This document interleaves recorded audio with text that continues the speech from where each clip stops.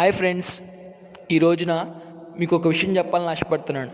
అదేంటంటే, ఒక ఊరిలో ఒక బామ్మగారు, ఆమె తన జీవితంలో తన భర్తను కోల్పోయింది. ఆమె పిల్లలు ఆమెను ఇంటి నుండి వెలివేశారు. ఇది గమనించిన బామ్మగారు ఎంతగానో బాధపడింది. కానీ ఆమె తన జీవితంలో నమ్మిన విషయాలు ఏంటంటే, గట్టిగా విశ్వసించిన విషయాలు ఏంటంటే, దేవుడు నన్ను పోషిస్తాడు, దేవుడు నాకు తోడుగా ఉంటాడు, దేవుడు నన్ను ఆశీర్వదిస్తాడు. ఈ 3 విషయాలని ఆ బామ్మగారు గట్టిగా నమ్మారు. కాబట్టి ఆమె తన దగ్గరున్న కొద్దిపాటి డబ్బుతో ఒక వ్యాపారం చేద్దామని నిర్ణయించింది. కొన్ని కూరగాయలు కొనుక్కొని వ్యాపారం చేయడం ప్రారంభించింది.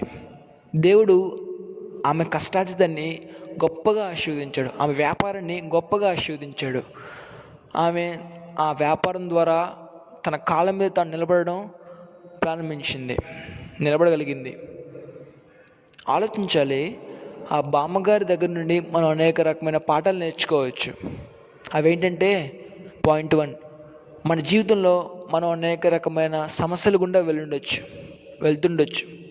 కానీ మనం ఆ సమస్యలను చూసి కృంగిపోకూడదు. నేనేం చేయలేను అని చెప్పి మనల్ని మనం నిరుత్సాహపరచుకోకూడదు. మనం డిక్రీజ్ చేసుకోకూడదు. డిప్రెషన్లోకి వెళ్ళకూడదు.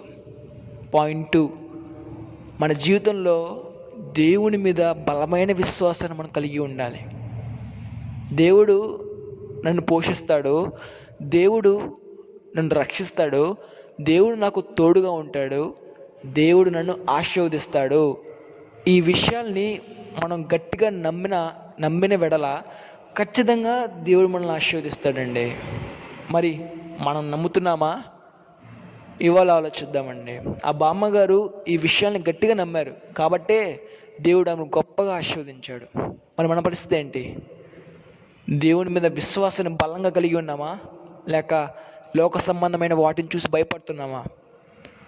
సమస్య గొప్పదా, దేవుడు గొప్పవాడా అంటే దేవుడే గొప్పవాడండి. సమస్యని జయించగల గొప్పవాడు దేవుడు. మరి మనం సమస్యనే చూస్తున్నాం కానీ దేవుడిని ఎప్పుడు చూడట్లేదు. కాబట్టి ఆలోచిద్దాం. సమస్య కన్నా దేవుణ్ణి గట్టిగా నమ్ముదాం. దేవుని శక్తితో సమస్యను జయిద్దాం. దేవుణ్ణి గొప్ప చేద్దాం.